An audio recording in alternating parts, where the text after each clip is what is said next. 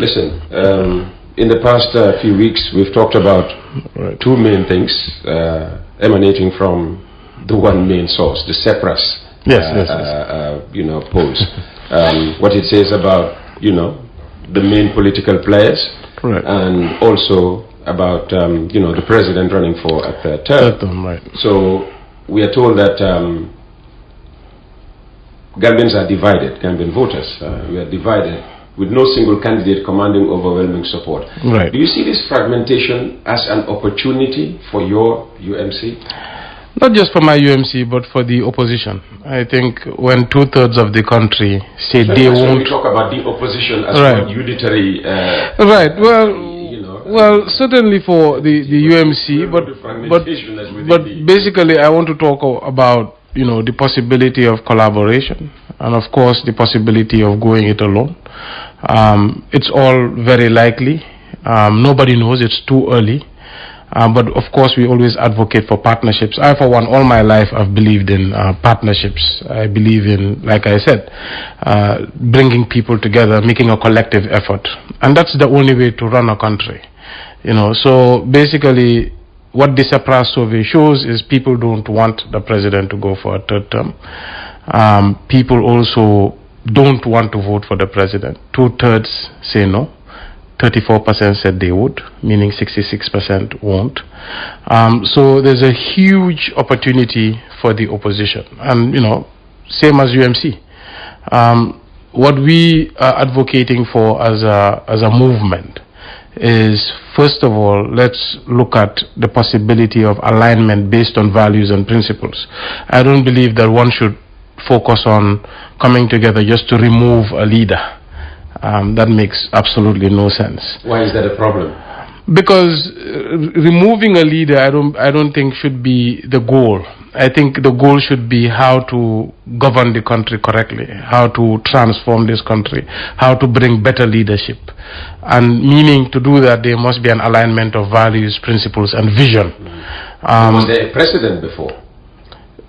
Sorry? Was there a precedent before? Yes, there's a precedent in 2016. Although I always say I would always vote for Adama Barrow because of what we were dealing with at the time. Meaning in 2016, yes. If I could take back the hands of time, I would still vote for President Barrow because at the time we were facing authoritarian regime. There was a lot of disappearances. People were jailed for opposing. Gambians were living in trauma. So it was a necessary thing to do at the time. But I believe generally, as a matter of principle, you should not, just vote somebody out. You should vote somebody in. So in a place. So in 2016 we voted Jammeh out, not necessarily vote President. Yes, we voted Jammeh out. I think Adama Barrow knows that. President Barrow, he knows that. He knows that. He knows that we voted Jammeh out. Nobody voted President Barrow in because we didn't know him. We would have got rid of him in 2021 if that were the case. Well, no. What I'm saying basically is this is the principle of coalitions, right? So I believe when you're forming a unified front, it should be based on a positive value and not based on a negative issue. So, 2016 was out of desperation, of course, but now in 2026, everybody agrees for the most part. 2021. So why did Barrow remain in office in 2021? Well, he won the election. Okay. He won the election. Okay. Gambians decided to... You accept he won I accept. I've never denied that. Part of the party. Well, I never did. Go back in the record.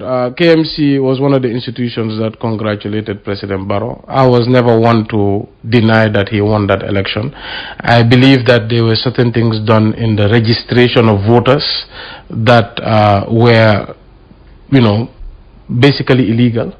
Meaning registering people who are not eligible to vote, including, foreign nationals, including underage participants.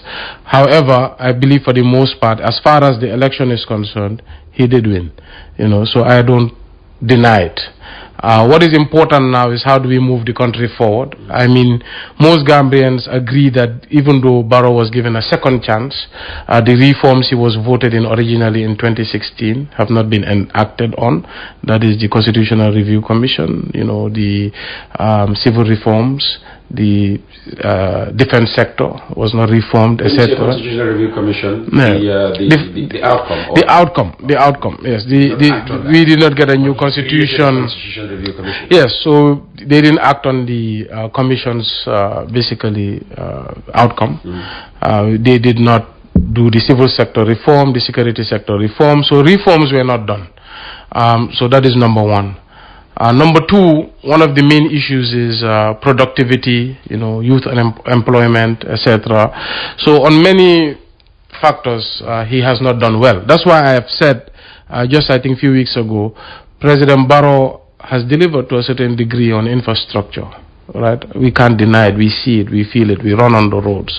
But as far as governance, he's done. These are necessary infrastructure. They're necessary. I mean, I believe in constructive criticism and being truthful when opposing. The fact of the matter is, though, a third term should be a no-go area for any regime that wishes to stay democratic. Well, he's bent on going. Exactly, and that's a negative thing. I mean, President Barrow first ran on 3 years. Right, and then they were working on a 2-term limit in the constitution. Then he wanted a retroactive clause that allowed him to do 15 years. But this is a bad precedent, and I keep warning both him and voters. It's a bad. He's not listening to you. Clearly, he's not. But I will keep voicing my opinion because that's what I should do. You think he cares? I think he's concerned. I think it might be lack of a choice as far as he sees. We've heard him say on interview that the reason he's running for a third term is because he wants to keep his party intact. His party is young, and he believes if he doesn't run for a third term, his party would divide or collapse. He said that. He can easily bring in the vice president. Exactly, that's what I've been saying. So I mean, if the vice president can represent him everywhere. Exactly. I mean, so basically, it's a terrible precedent to set, especially after the change, because we thought 2016 would be a reset of governance. President Jawara did 30 plus years, President Jammeh did 22 years, and all of them left unceremoniously. And we had to start again. Listen, if Barrow wants to do 15, gradually we're getting there. Well, it never stops. So I'll give Barrow 15. No, so the arguments will continue, and you can sign this today and keep the record.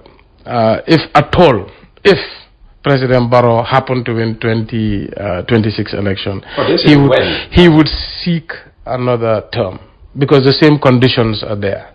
It never stops. The same perpetrators will be there. The same people advocating will be there. So what I'm saying to President Barrow is seal your legacy. Don't even attempt. Even if you attempt and lose, it's still the same bad precedent. You don't leave a good legacy because you tried. We've seen it with Ablaye Wada. He tried and he failed. We've seen it in Macky Sall. He tried to a pseudo candidate and he failed. It's expressing the intent which is wrong in the first place and not principle, based on democratic principles. So basically, I am advocating do the right thing. Step down, pick somebody in your party. You have many ministers. You have a vice president. You have people who are even more educated than President Barrow within his cabinet. They could do it. I mean, let them exercise a primary. That's the best way to safeguard. Suggest that he doesn't have men to keep the. That's what they're suggesting. Going. That's what they're suggesting, which is troubling. I mean, how can you have an entire government and that's nobody? An excuse as far as you're concerned. It's an excuse. It's an excuse. I mean, you host ministers here every day. They articulate. They talk about policy issues. They talk about problems of the country. Not that we agree with them, but at least there's that capacity. And so all of them are attack dogs, meaning that these people are strong enough to to speak for the party, speak for you, and all. Well, it's about the country. I think political parties should always remember they're there because of the country. If there was no country, there would be no political party. That's why I always used to say, I am loyal to my country first, before party. Then party before individual. What about him? What do you think? Is he loyal to his party? Well, I think President Barrow is loyal to himself. Because he said it. He said, they asked him, why are you running for a third term? To be honest, I expected him to say, I'm running for a third term because I've started projects I want to finish, or I believe the work is still left. But his immediate response, which seemed very genuine, is, I don't want my party to collapse. It's too young.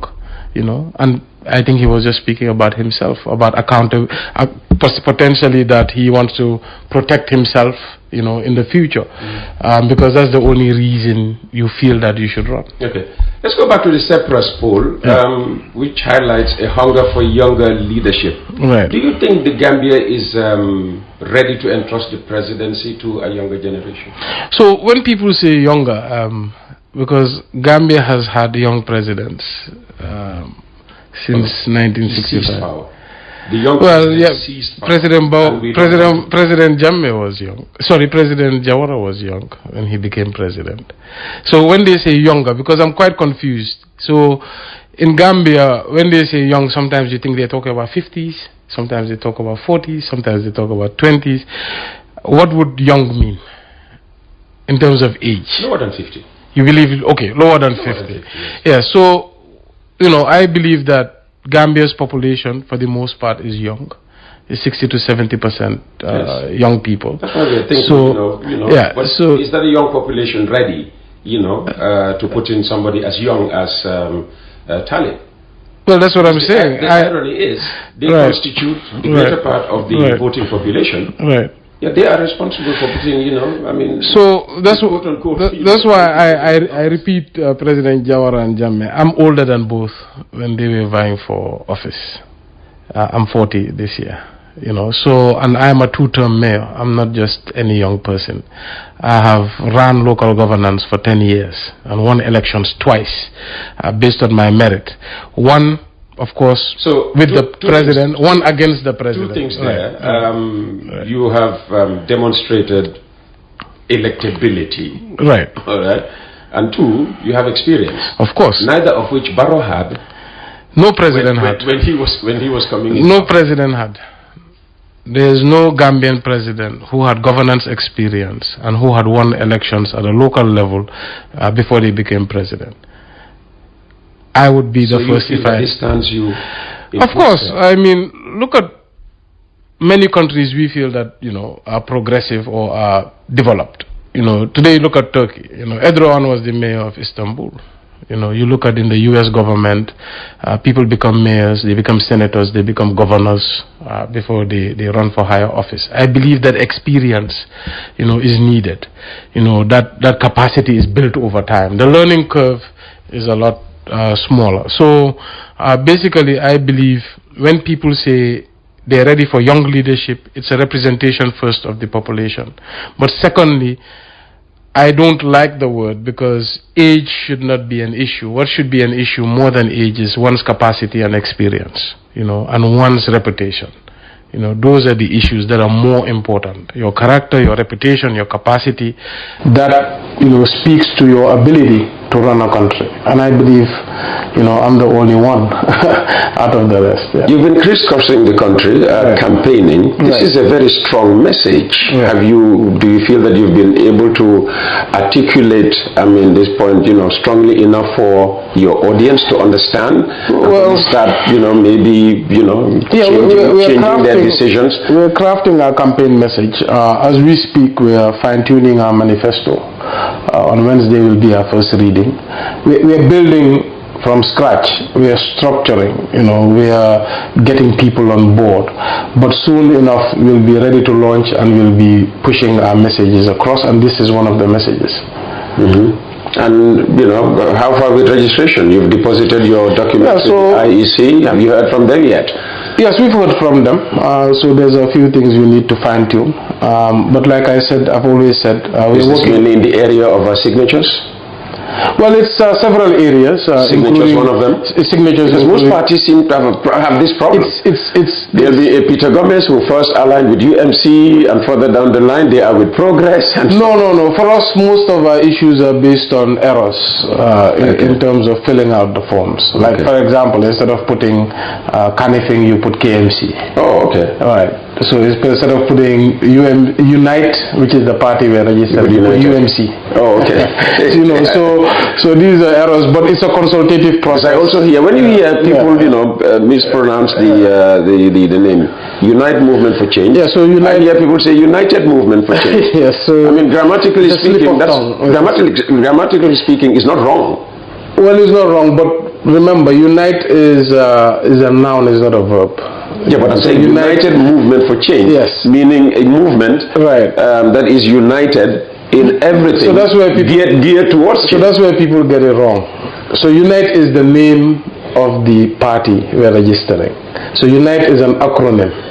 So it's Unite Dash Movement for Change. So Unite is the name of the movement. Okay. Right. So it's called Unite. I'm learning something new today. So it's Unite for Nation, Integrity, Transformation, Equality. That's the name of the party. Okay. Right. So Unite is an acronym. It's a movement for change. Okay. All right. That's clear. So we now know united cannot be correct. No, it's in not any united. context. It's not united. As far as this one is concerned. Right. But do you hear United Movement for Change? Well, some of our long-term members. Well, long-term we mean 4 months. Exactly. They get a slip of tongue and they say United. But it's okay. Yeah. Well, this United is better than the other United in the English Premier League anyway, so I'll kind of go along with this one. Much better. Absolutely. And in terms of, reaching out, to grassroots, looking for grassroots support and all of that, how is that going? Terrific. I mean, we had Congress in every region on Saturday and Sunday across the country. We've had hundreds of participants come out in regions to select regional leaders. So it's unprecedented for movement, and the participation has been amazing. I mean, you see some of the photos. Your hair stands on. You get goosebumps.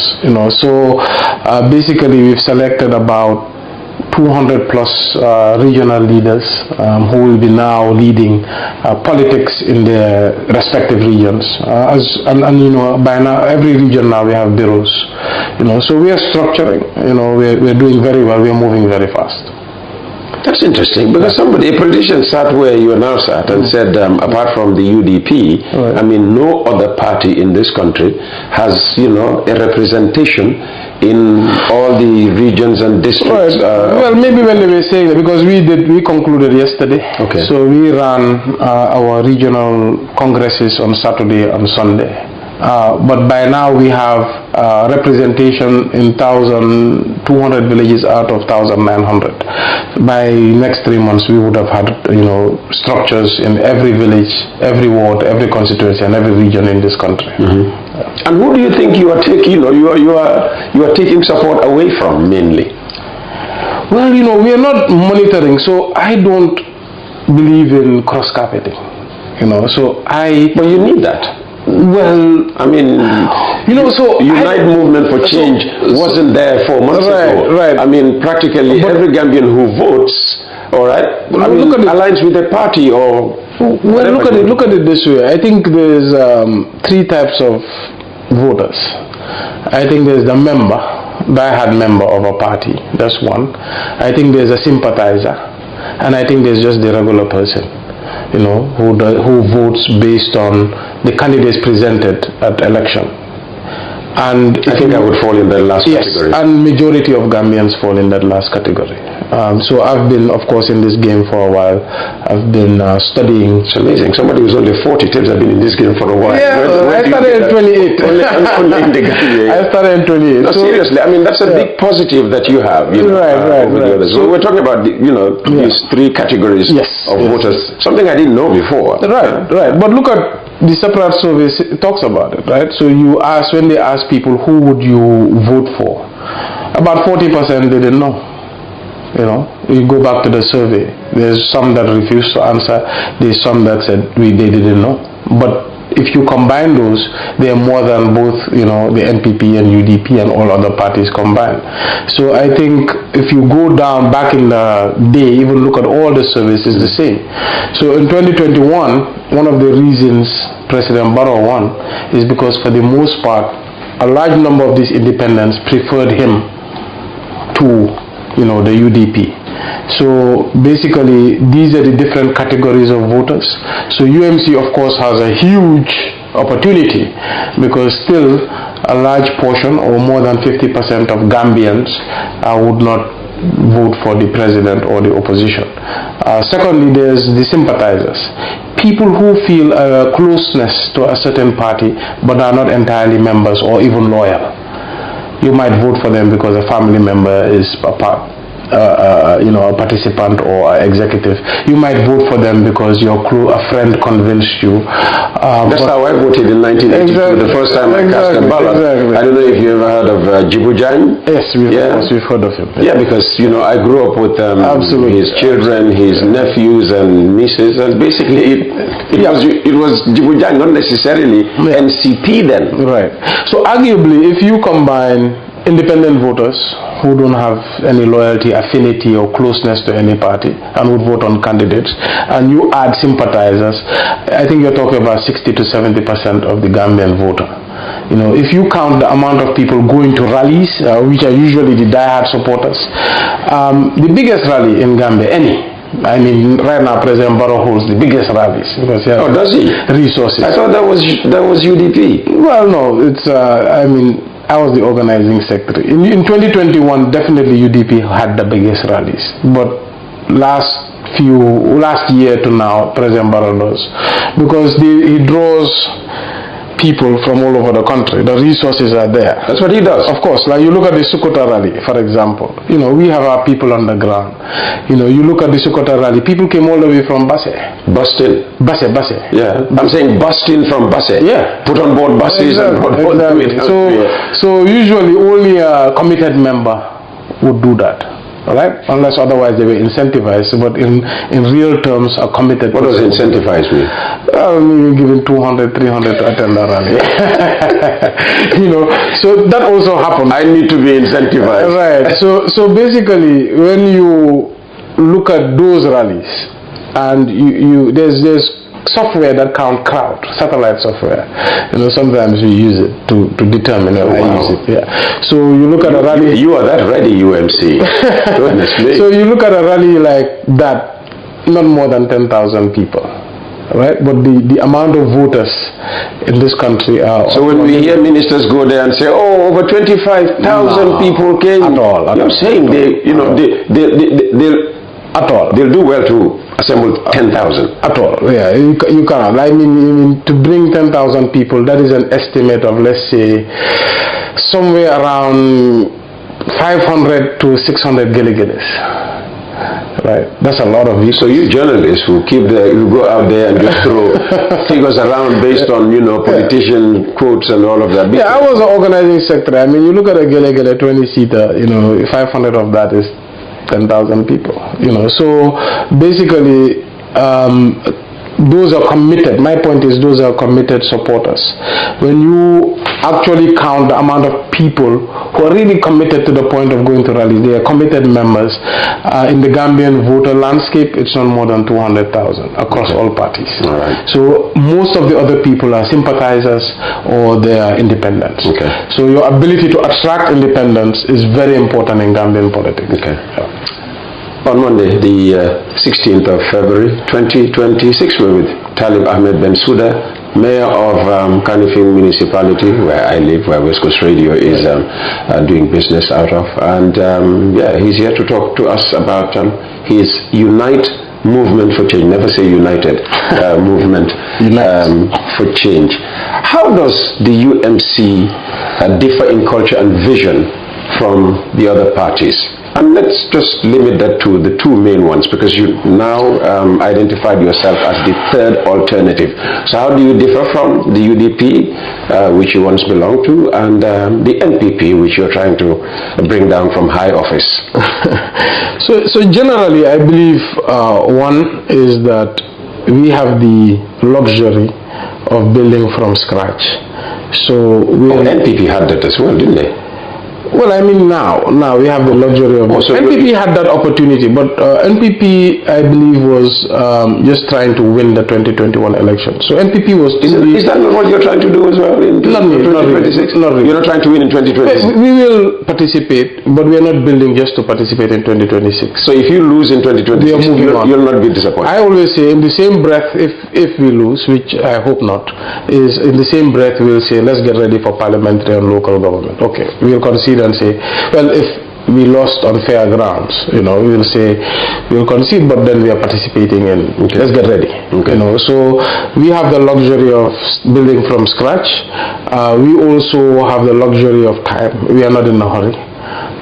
Because like I said, we are not gunning for one election. We are building responsibly. We are learning from mistakes of other parties. Which was not the case in the case of NPP. Certainly. Because in the lead up to 2021, we started hearing, oh no, it's like our life is exactly. on this and all of that. So such language will never come from the UMC. No. It's not a do or die. No, it's not a do or die life or death for a party. I mean, it can be a do or die for a country. That's what you should say. You should say, this is do or die for Gambia.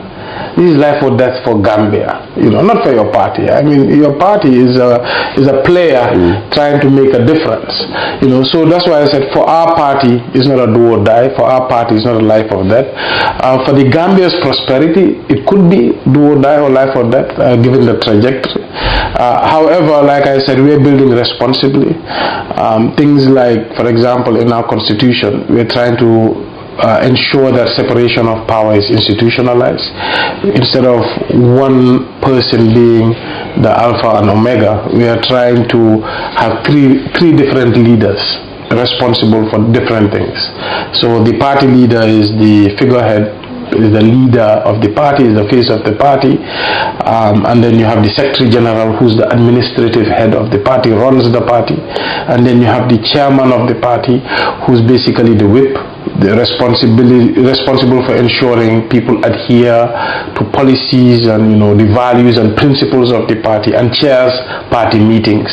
So these are the three individuals basically in charge. No one really has dominance over the other. Of course, the party leader has an edge as the leader, but they're responsible for three different organs of the party. When it comes actually to the flag bearership, which anybody could apply for, the only person not allowed to apply for it is the Secretary General, unless they resign as Secretary General, because they have an unfair advantage. They run the elections, right? So basically, this is something we have learned being members of other parties, as some of the reasons parties are personalized, and parties are not institutionalized and can't live beyond the leader. And this is a problem that's existed since President Jawara's days. No leader can step down because they fear collapse of their party, or people don't believe there's somebody else who's able to take on the party. So we are truly and meaningfully trying to change that through an institutionalized manner, through our constitution. So we also want to develop that culture within the party, and we want participation of our supporters. That's a fundamental difference. Whereas in the other political parties, the Secretary General is seen as the natural flag bearer. You are saying in the UMC arrangement, the Secretary General actually cannot be the flag bearer. No, they have to resign. Okay. Yes. If they resign and say, I wish to be flag bearer, fine, then we can bring in an interim Secretary General and they can compete. So this is a fundamental difference. So there's other differences. And where else does this kind of system work? Where did you? So I've seen this in Liberia. In Monrovia. I visited. So you see, this is African. It's African. So it's not like, oh no, he's bringing Western ideas. I've seen it in Liberia. I've seen it in Sierra Leone with the APC. It's not exactly the same. Okay. But with the APC, the Secretary General is different from the head of state. Because I met the Secretary General of the APC when I visited Mayor Yvonne. In Liberia, when I visited Koji Jefferson, when he was Mayor of Monrovia, he introduced me to his Secretary General. I'm like, but he's not the president. Where's the president? He's like, no, our Secretary General is different from the head of state. So these are clear checks and balances between running the party and running the state. So if you remember, one of the laws we had in the parliament is that if you were expelled from your party, you would lose your seat. And this is a way the president, who's supposed to be running an arm of government, and parliament supposed to exercise oversight, would control parliament. Absolutely. If he had majority in parliament, he would tell his parliamentarians, fall in line, or I expel you from my party, or cancel, and then you would have to go for by-election, and most likely you would lose. But that was changed, of course. Well, it was changed in 2017. Yes, of course. So that is why they can crisscross. Right. That is why 8 of your people, I'm saying 8 of Talib and UDP, then could go and help Adam Barrow, start the NPP and have representation. Right. So you see, these laws are not perfect. So I think many felt that gave party leaders power over their, or the president power over their parliamentarians. I'm not sure what was the spirit behind amending that law, but certainly I think what's more fundamental is how parties are formed and governed. Because I always say parties become government. So the same rules and principles should apply. Same checks and balances you wish to see in government should apply in your party constitution. You've spoken of a reset in Gambian political culture. What does that reset look like in practice?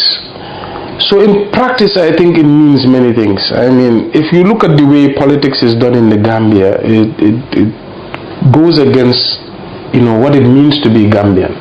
Really? Yeah. So if you look at Gambia, that for me, I'm confused. So Gambia is the smallest country in mainland Africa. True. Smallest. 2.5 million people. Some say 3 million. It's definitely the smallest. You look at the culture and the history of even when Banjulians were there. I'm sure I was young or not born, but it's a tight-knit community. It's a community of mutual respect. It's a community of togetherness and helping each other. As diverse as we are, both in religion and in tribe, those things took a backseat. Absolutely. And there was a cordial relationship, even when people saw things different. Now, we'll come fast forward today, our politics. Insults, tribalism, factionalism, personality cults, no discipline. People can go online, insult each other or their people's parents. People can come on the radio and, have vile comments against opponents. And children are hearing, the population is hearing. So I think a reset is needed where we need to dig and go back to the roots of what it means to be Gambian. Even slogans like the Smiling Coast, known as friendly people, accommodative people, cordial people, so the politics is very different from that, so I'd say when I say we need a reset, is the manner in which we do politics. We are not talking about how to fix the problems of the woman in the garden or the youth who intends to go back way or the carpenter who can't get business. Nobody's talking about that. Everybody is talking about each other. So that's why I said when I say we need a reset, is a reset in the culture and issue-based politics. People should be competing on ideas. I mean, when I come and sit with you, we should argue on a policy direction, on monetary policy or child rights or something that moves this country forward. But today, tune in the radio or go on the internet. It's all about personality. He's a bad guy, he's a thief, he's corrupt, he's that and that. Nothing about how to truly move this country forward. So when I criticize the government, I always focus on issues. Whether it's governance, whether it's the constitution, whether it's the lack of reforms, but never to Adam Barrow's personality or any minister. I've never said anything about a minister's personality or the president. And this is the standard we are trying to set. This is the bar we are trying to raise. What do they say about you when they choose to criticize you? To be honest, unless somebody comes and tells me, I don't listen. One of the. It's not safe. You have to know what the opposition is saying. Well, like I said, in order to counter the narrative.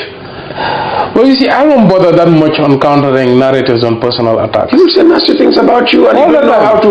All that time. Well, I can only allow the population to judge. Sometimes silence is the best response. I am confident of who I am. My conscience is clear. What I believe in. If I keep hammering my message on how to fix this country, the voter decides. The guy talking about the other guy or the guy talking about my problems. I think what voters care about is what are you going to do about my problems or my community's problems or this country's problems. Nobody is in politics to listen to what you have to say about your opponent. So speaking of this country's problems, what would you say are the country's main problems right now? Several, too many. But let's pick out 3 for you. If you were to prioritize 3 problems, to point out that, these are problems that need attention right away. We should start tackling the what three problems? Definitely high on everybody's agenda is cost of living.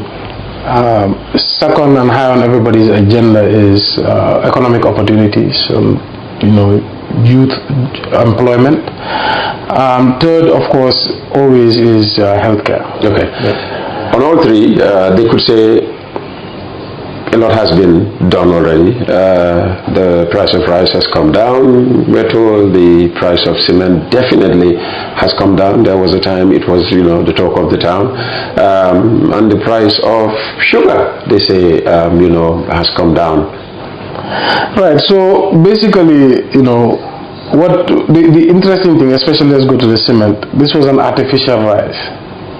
It was not even supposed to happen, because it was not based on global prices. It was based on monopolistic practices.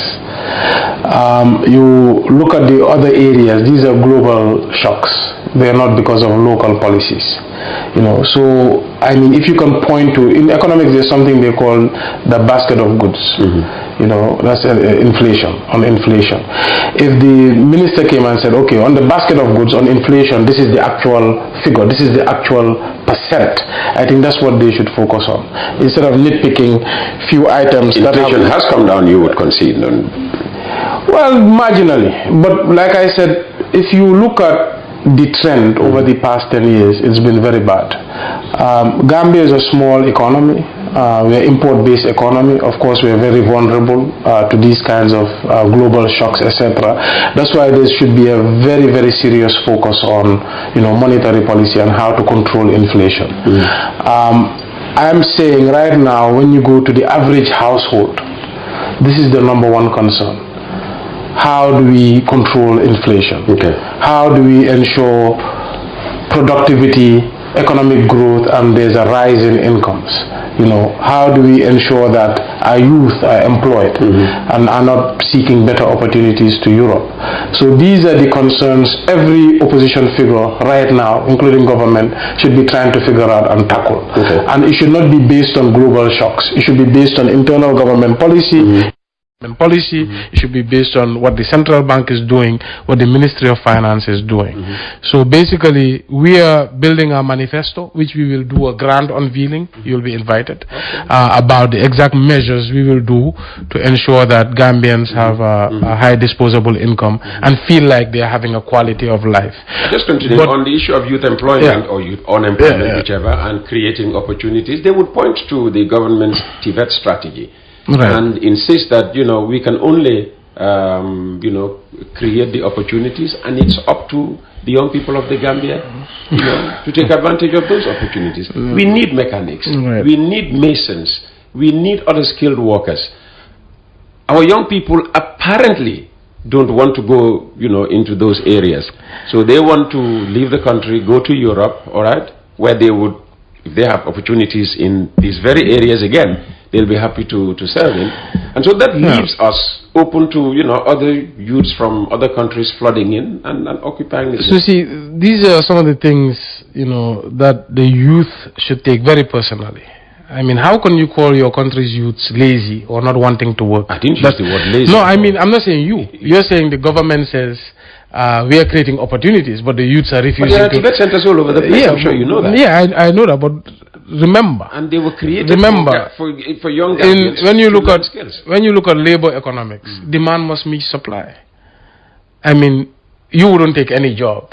I wouldn't go to UTG and graduate and get paid $2,000. The first reason for wanting to go to UTG is to get enough, skills, education, ability, and all of that to now go and be picky and choosy about jobs. No, it's not picky and choosy. So let them go. So like I said, in labor economics, your wage must match your skill. Okay, it's a question of wages in those ways. Of course, you can't graduate or the cost of living cannot be a certain standard, and then you go and get a job that pays below that cost of living, or you go get that job using your time that is below your skill level. So we are still not paying living wages. We are not paying living wages. So the real challenge is lack of economic growth, lack of good paying jobs, people being gainfully employed. It's not just about being employed, it's being gainfully employed.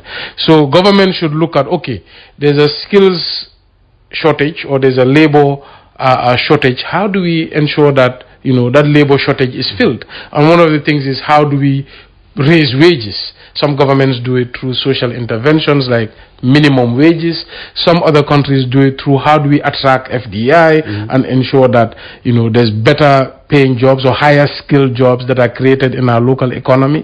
Because if you just say, oh, we're creating jobs, people refuse to take that jobs. Let me give you an example of a young guy who visited me from Fas Njaga Saho. He basically said, Fas Njaga Saho, I know Fas Njaga Choi. Fas Njaga Choi, sorry. Okay. So he basically said, Talib, one of the big problems we have is that if you tell me to go be a farmer, and I look at a farmer, and I see that the farmer cannot afford school fees for their children, and I see that the farmer has torn clothes, does not have a vehicle, cannot build a house, what would motivate me to want to go be a farmer when the current farmers are suffering? If you tell me go be a carpenter, there's carpentry, and I see carpenters cannot afford a quality life, what would motivate a young person to want to go do that job? Zero. And on the third strand, which is the health thing, oh no, they are always saying you only need to go to Edward Francis Small Teaching Hospital and see, how they have transformed the structure. And of course, a minister has sat here and said that, all these things about medicines not being available in our hospitals and health centers are all made up.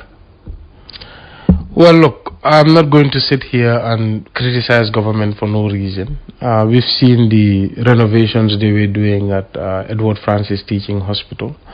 We've seen the marginal improvements in healthcare here and there. But the fact of the matter is, if you have many complications, or sometimes, even basic complications, you have to go to Senegal. I see it every day at my office. Every day people walk in seeking help to go get treatment in Senegal. I'm sure you have people visiting you. Sure. So the fact of the matter is, though there's been marginal improvements, we are very far from where we need to be as far as diagnostic equipment, as far as the ability of medical workers to cure and treat certain ailments. So there's a lot of work that needs to be done in that area, and I don't think the investment is, this government is very focused on infrastructure and not very focused on substance.